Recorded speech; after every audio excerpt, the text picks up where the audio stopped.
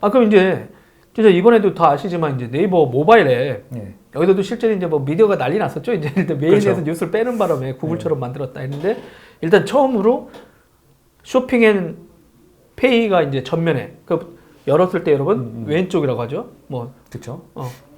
이쪽에 이제 전면에 노출시켰어요. 그럼 진짜 이것만 보더라도 진짜 쇼핑에 올인하겠다 이런 거를 볼 수 있지 않을까요? 그렇죠. 근데 이게 조금 애매한 문제는 있는 것 같아요. 그러니까 뭐냐면 우리가 전에도 그런 얘기 많이 했었어요. 네이버가 이제 진짜 쇼핑 열심히 하려나 보다. 네네. 이제 저희가 그 생각했던 게 뭐냐면 올 1월 31일 날 그 2018년 이제 연간 실적 및 4분기 실적 발표 컨퍼런스 콜에서 그 한성수 대표가 커머스와 컨텐츠 등의 시장 경쟁은 국경과 경계를 넘어 심화하고 있고 AI와 자율주행, 5G와 같은 신기술이 우리 생활을 이렇게 쭉 얘기를 하면서 무슨 얘기를 했냐면 산업의 변화를 세도약으로 삼아 커머스 부문의 대응을 강화하고 동영상 소비를 강화하기 위한 개선을 적극적으로 실행할 것이다. 그래서 얘기를 했단 말이에요. 우리가 우리 커머스 앞으로 네이버가 열심히 하려나 보다. 이제 진짜 제대로 하려나 보다. 이 생각을 했었죠. 그래서 이건 분명히 할 것이다. 라는 얘기를 아니 이미 노출한 것만으로도 이렇게 개편한 것만으로도 한 거예요. 그렇죠. 근데 이제 진짜 할 거다. 이거는 제가 볼 때는 본격적으로 시작하지 않았다라고 생각을 해요. 근데 이게 뭐 배송이라든가 이런 건 아직 빠져 있으니까. 그렇죠. 그러니까 뭐 올해 뭐 그런 글 많이 보셨겠지만 네이버가 물류센터를 알아보러 다닌다. 기업 부동산 시장에서 그런 소문이 나기도 했었고 네이버가 뭘 할래나 보다. 네이버가 뭘 한다. 이런 소문이 올해 계속 있었어요. 근데 네이버가 예전에도 스마트 스토어 이전에 스토어팜을 하고 싶었었고 그 이전에도 쇼핑을 하고 싶었단 말이에요. 근데 그럴 때마다 네이버가 이 시장에 들어오면 중소상인들이 죽어요. 영세상인들을 보호해야 됩니다. 이런 논리가 있어서 네이버가 못했었고. 근데 그 논리 깨졌습니다, 여러분. 프로젝트 꽃. 그렇죠. 소상공인들한테 아까 말했던 스마트 스토어를 해주면서 소상공인들 돕고 있잖아요. 그렇죠. 그러니까 일단 소상공인들은 네이버 덕분에 저희가 먹고 살 수 있어요. 막 이렇게 됐잖아요. 그렇죠. 그러니까 아마 그 골목상권 침해 이슈는 일단 한 발짝은 비켜설 수 있게 되죠. 근데 저는 조금 다른 문제도 있는 것 같아요. 그러니까 국내에서 실제로 물건을 사서 팔고 있는 쇼핑몰은 쿠팡밖에 없잖아요. 대형 플랫폼들 중에는. 그래서 실제로 이 쇼핑 플랫폼에 들어와서 장사하고 있는 업체들 중에 상당수는 영세상인들이에요. 그러니까 오프라인에 있던 상인들은 어려울 수 있는데 오프라인에서 또 빨리 온라인으로 들어오신 분들, 또 온라인에 성장하셨던 분들은 이런 플랫폼이 성장하면서 다 그 사업을 키워왔고 그 돈을 벌었고 고용을 창출했던 분들이에요. 그러니까 실제로 영세상인들을 플랫폼들이 그 못 살게 하는 게 아니라 이 온라인으로 변화하고 있는 시장에 기존의 오프라인 사업자들이 적응을 잘 못하시고 있는 게 문제인 거죠. 그렇다고 그러니까 뭐 신세계나 롯데도 상거래 하긴 했지만 실제는 물건을 산 게 아니라 여기 건물에 몇 층에 입점하면서 부동산 수수료 받듯이만 했을 뿐. 근데 이쪽이 어려워지니까 거기에 입점했던 그 매장에 들어와 있는 분들이 어려워진 것이다. 근데 오히려 이쪽 플랫폼이 커져서 이분들이 오히려 그쪽으로 가면 잘 될 수 있는 거고. 그렇죠. 그러니까 예를 들어서 뭐 제가 있었던 회사도 되게 커졌는데 그 회사도 트래블메이트. 초창기에는 우리 스스로 다 쇼핑몰에서 매출을 못 내니까 신세계에도 입점하고 이베이에도 입점하고 이러면서 성장해 온 거거든요. 그럼 저희가 그때 대기업 아니었거든요. 영세상인이었지. 그렇죠. 근데 그 현재는 아직 이런 논리들이 잘 안 먹히고 어렵다. 특히 이제 오프라인에 가게를 가지고 계셨던 분들 뭐 이런 분들이 어렵다 보니까 또 그리고 이제 상인들의 과다 수수료 문제라든지 뭐 경쟁으로 인해서 이제 그 힘들고 이러다 보니까 이게 소상공인 이슈로 넘어갔지만 저는 단순히 그렇게만은 좀 보기는 어려운 문제들도 있고 또 하나는 네이버 같은 경우에는 수수료도 아까 말씀드렸던 것처럼 저렴하잖아요. 기존 오픈마켓들 반 수준이고 이러다 보니까 단순히 영세상공인들을 괴롭혀요. 영세상인들이 이 사람들 때문에 안 돼요. 이렇게 얘기하기 어려운 상황으로 갈 것이다. 그런 면에서 네이버 입장에서는 조심스러울 수밖에 없었고 특히 아까 우리 도 기자님이 얘기한 것처럼 검색에서 워낙 지금 지배적 사업자이다 보니까 그 이슈가 야 검색에서 그렇게 해서 키워갖고 다른 것까지 다 하면 다른 사람들은 어떻게 살아? 이 이슈로 번질까봐 분명히 이제 두려운 거는 사실이고 네이버에서 장사가 잘 되려면 광고를 해야 되니까 너네 결국은 수수료는 싸지만 돈 많이 벌잖아 이런 식의 논리로 나오면 딱히 뭐 방어 논리는 마땅치 않아요. 그게 맞느냐? 동네에 있는 가게들도 장사하려면 전담 뿌리고 다 해야 되거든요. 그러니까 이거를 단순하게 어떤 흑백 논리로 얘기할 수 없는 문제인데 네이버 입장에서 좀 몸을 사리고 있는 건 사실이죠. 근데 제가 볼 때는 인터넷 사업 중에 돈 버는 사업이 별게 없잖아요. 도 기자님이 뭐 잘 아시겠지만 그러다 보면 뭐 쇼핑이 지금 워낙 뜨고 있으니까 그죠 쇼핑. 결국은 들어오지 않을까요? 제대로 하는 거죠. 제가 볼 때는 이제 떴다기보다는 이제 한국은 이미 떴는데 제가 볼 때는 이미 떴는데 분석을 안 한 거야.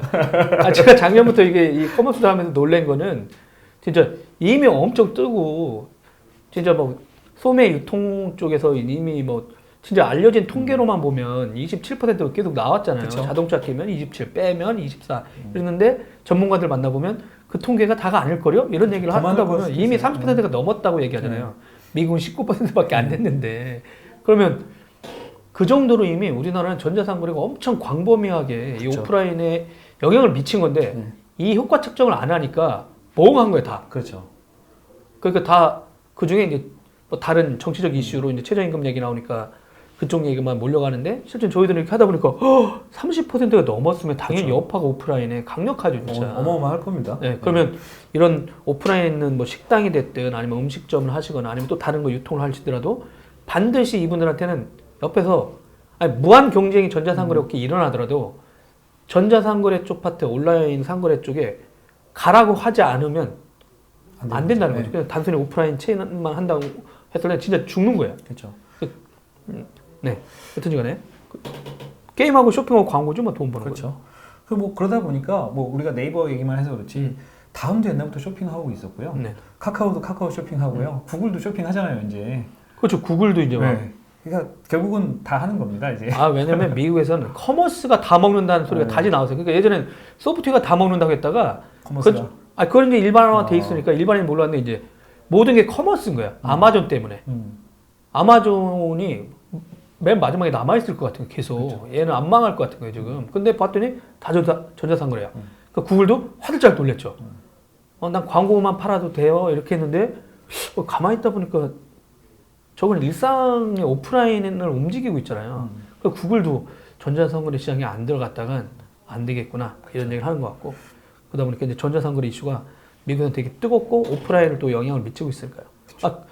그러면 이런 질문이 가능하잖아요. 옥션이라든가 G마켓, 이베이 코리아 그룹이죠. 그다음에 이제 뭐 11번가, 그다음에 이제 유통의 거인들, 신세계, 롯데 이런 이커머스 업체들이 있었어요, 전통적. 그다음에 이제 뭐 카페24라든가 고도몰, 메이크샵 같은 고도몰이 이제 네이버 NHN으로 이제 사명을 바꿨죠. 그렇죠. 엔터였던 회사.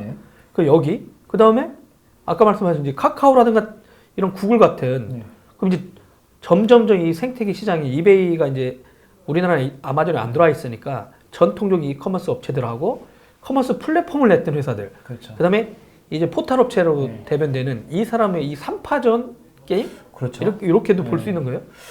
저는 이제 조금 뭐 우리가 이커머스 얘기를 하면 주로 이제 쿠팡, UMF, 이베이 같이 정통 이커머스 기업들과 오프라인에서 이커머스로 진입하고 있는 신세계, 롯데 이렇게만 하나를 봤었고 거기서 약간 벗어나 있는 카페24, 뭐 메이크샵, 고도몰 뭐 이런 식으로 이제 두 개를 봤다가 이제 네이버가 원래도 강했었는데 이제 네이버가 진짜로 하겠다라고 자꾸 얘기를 하니까 이제 네이버까지를 이쪽을 놓고 보면 이커머스 사업자들, 유통업을 하고 있던 온라인이든 오프라인을 하고 있던 이커머스 사업자, 그리고 플랫폼을 만들어주던 카페24, 고도몰, 그리고 정확한 정체를 알 수 없는 강력한 인터넷 기업, 이 세 축의 경쟁으로 자연스럽게 변화가 된 것 같아요. 이게 왜 그러냐면 카페24는 네이버 스마트 스토어랑 지금 경쟁 관계가 돼버렸어요.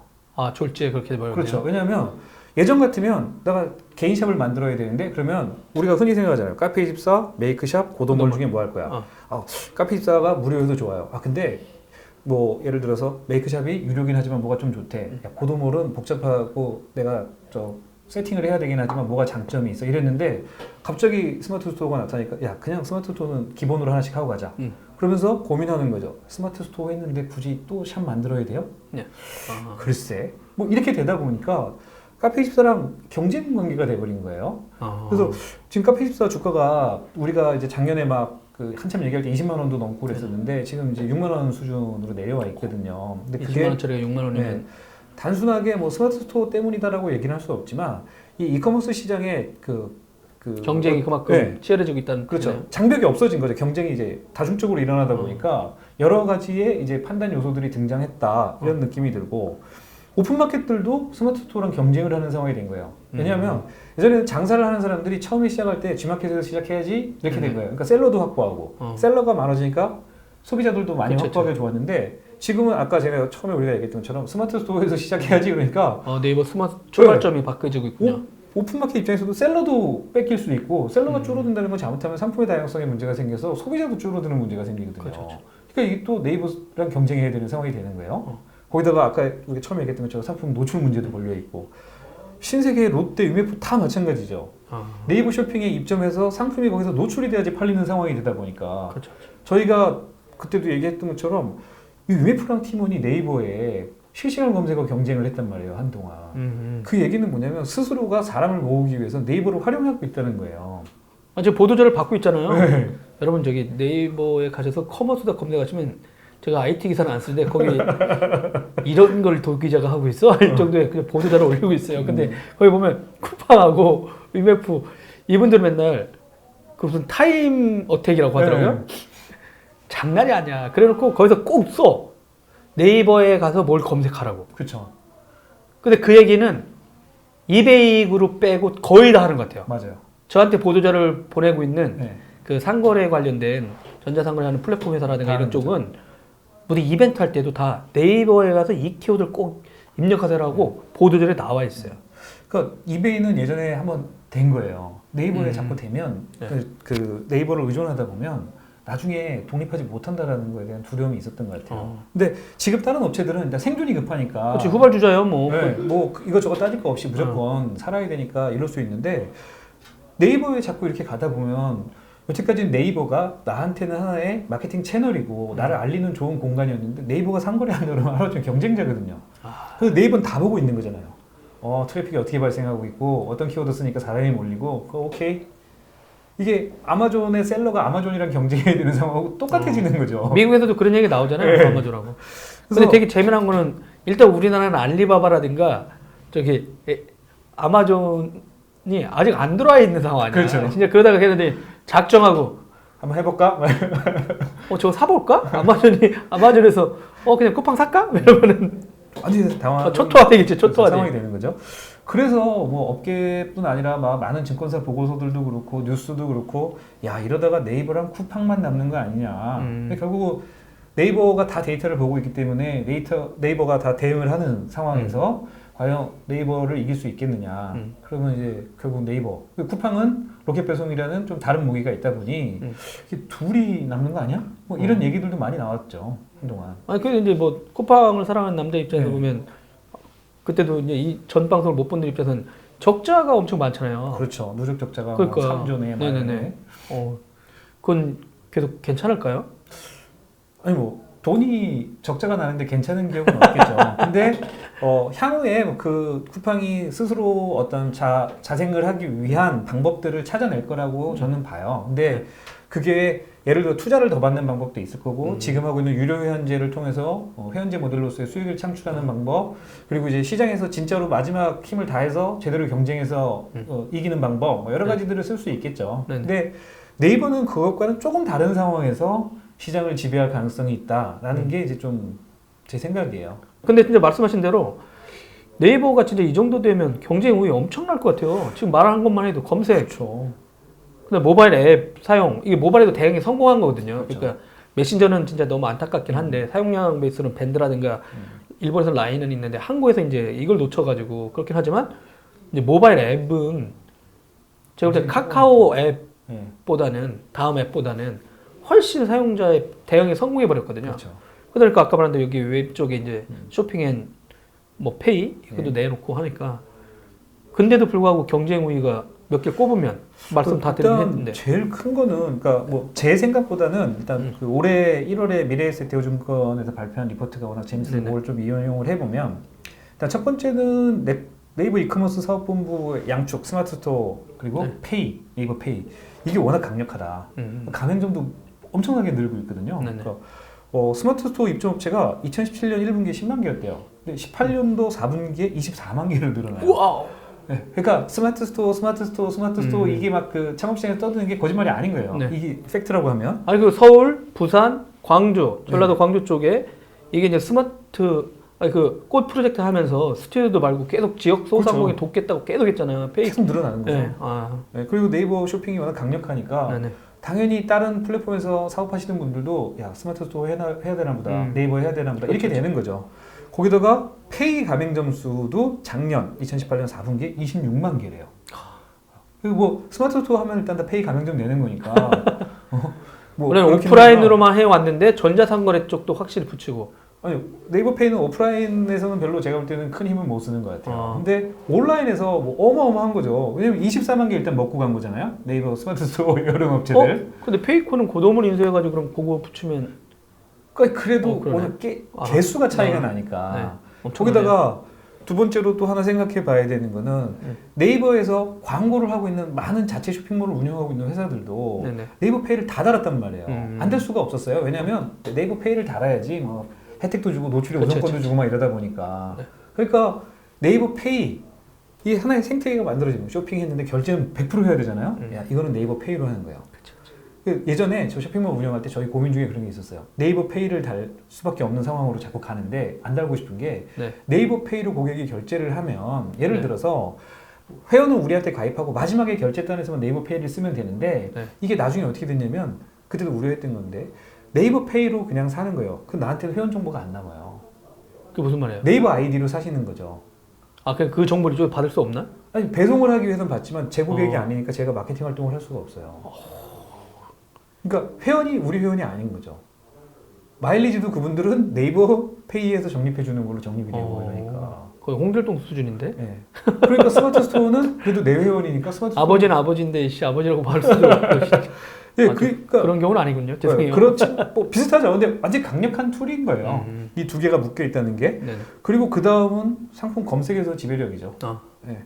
뭐 우리 쇼핑하다가 물론 지금 쿠팡이 많이 성장을 해서 습관적으로 쿠팡에서 먼저 쇼핑하시는 분들도 있지만 뭔가 가격을 비교해야 돼, 뭔가를 찾아야 돼. 내가 잘 안 찾아지는 것들을 그래서 사야 돼 그러면 무조건 네이버에 지금 가시거든요.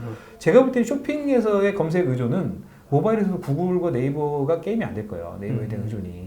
네. 그래서 이거를 과연 이길 수 있느냐. 그러니까 미국에서 조사한 거에 보면 소비자들이 그 쇼핑을 하는 정보를 넣었는데 아마존에서 55%를 넣었는데 2016년 기준으로. 그러니까 그냥 아마존에 들어와서 습관적으로 검색을 하는 거예요. 왜냐면 아마존에서 검색을 강화했어요. 그렇죠. 그래서 실제 구글 검색이 떨어졌다고 그랬어요. 그래서 드디어 검색 사업에 들어오고 있다. 맞아요. 근데 일반 검색이 아니야. 너무 쇼핑하러 많이 들어오니까 책도 사러 들어오고. 그래서 구글이 쇼핑을 저는 그래서 한다고 생각해요. 쇼핑을 해서 쇼핑 수익을 내는 게 아니라 유저를 아마존에 뺏겨버리는 거거든요. 왜냐면 검색을 갖고 광고를 계속 했었거든요. 근데 이제 구글, 이제 아마존 같은 걸 상거래하면서 지금 하고 있으니까 무지막지한 거죠. 근데 네이버는 이 아마존하고 구글하고도 다른 거예요. 쇼핑에서도 장악력이 있다 보니까 이게 그 블룸버그 인텔리전스라는 자료를 그 미래에셋에서 인용했다는데 일반 상품의 정보 탐색할 때는 한 76%가 네이버에서 하는데 구매할 때도 57%는 한다는 거예요. 연결이 되는 게. 근데 여행이나 패션 상품에서는 구매할 때 한 70% 정도의 의존을 가지고 있대요. 그러니까 네이버에서 검색해서 구매로 그냥 연결이 돼버린다는 거예요. 이거는 무시할 수 없는 수치인 거죠. 와, 구매를 할 때 어마무시하네요, 다. 76% 패션 같은 경우도. 그렇죠. 이게 사실인 숫자면 이미 한국에서 쇼핑에, 그러니까 우리가 아까 거래액이 얼마예요? 뭐 이런 얘기가 의미가 없어지는 거예요. 이미 게임은 끝났다. 이게 무시무시한 거예요. 말 안 했을 뿐이다. 그래서 이게 팩트냐는 문제는 남지만 저는 이렇게 생각이 들어요. 그러니까 우리가 쇼핑을 하려면 모바일에서 그렇잖아요. 검색을 하고 거기서 결과가 나와요. 검색을 할 때 뭐를 보여줘서 그 결과치를 어떻게 보여줄 것이냐. 그리고 여기서 이게 쇼핑, 그러니까 그래서 구매를 하게 되면 결제를 해야 돼요. 이 모든 게 하나로 이어지는 거죠. 검색을 할 때 뭘 보여줄 거야? 광고. 아니면 어떤 리스트를 보여줄 거야. 가장 핫한 아이템들도 보여줄 수 있고. 그렇죠. 이거를 맨 위에서 지금 모바일에서 검색해 보시면 그럴 거예요. 맨 위에 파워링크가 나오는 상품들이 있는데 파워링크가 나오고 밑으로 내려가면 네이버 쇼핑이 나와요. 내가 장사하는 입장에서 파워링크에서도 보여야 되고요. 쇼핑에서도 보여야 돼요. 광고를 두 번 해야 되죠. 그리고 나서 클릭을 해요. 그리고 나서 살 때는 네이버 페이로 결제를 해요. 그러면 네이버는 모든 거를 다 가지고 있는 거예요. 그래서 이게 잘 된다 그러니까 여기서 장사를 해야 돼? 네, 스마트 스토어 만드세요.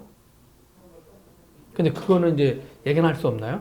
광고하는 건 너무, 나는 검색했을 뿐인데 상거래가 너무 많이 뜨잖아요. 두 개만 해놔. 이건 어쩔 수 없는 거 아니야. 관에도 뭐라고 할 수 없는 거 아니야. 제재는 할 수 있겠죠. 어떻게? 검색이 왜곡되고 있다. 근데 그게 우리 사업인데요? 라고 얘기하면 그러게? 뭐 이럴 것 같아요. 자꾸 이런 의문을 드니까 네. 네이버가 저를 싫어하는 것 같아요.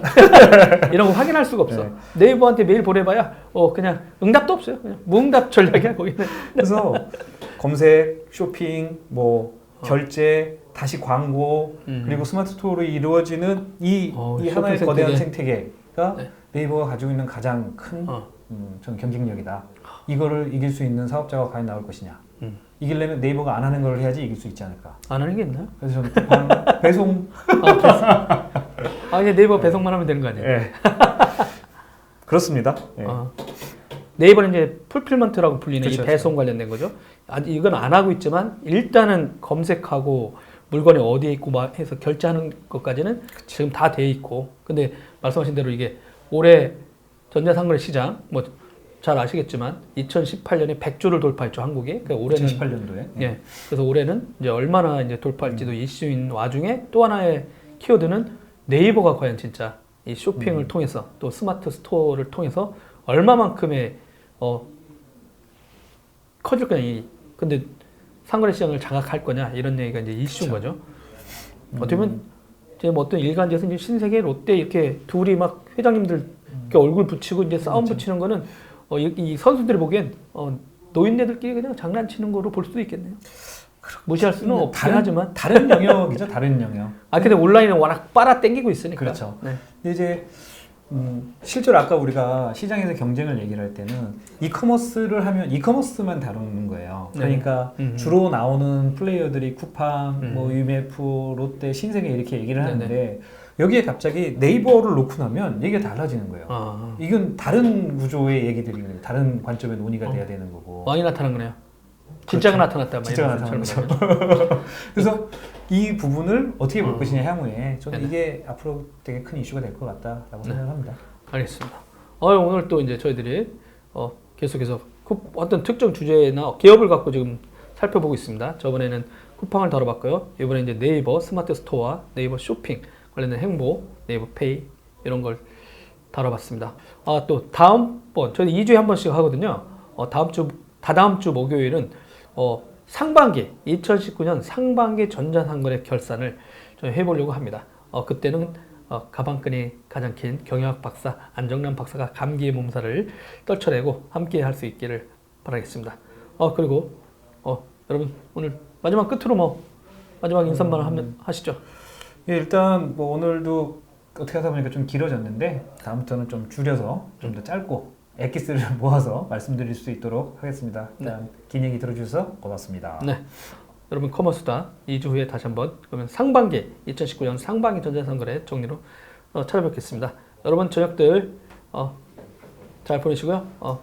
건강들 환절기 조심하십시오. 안녕히 계세요. 고맙습니다. 감사합니다.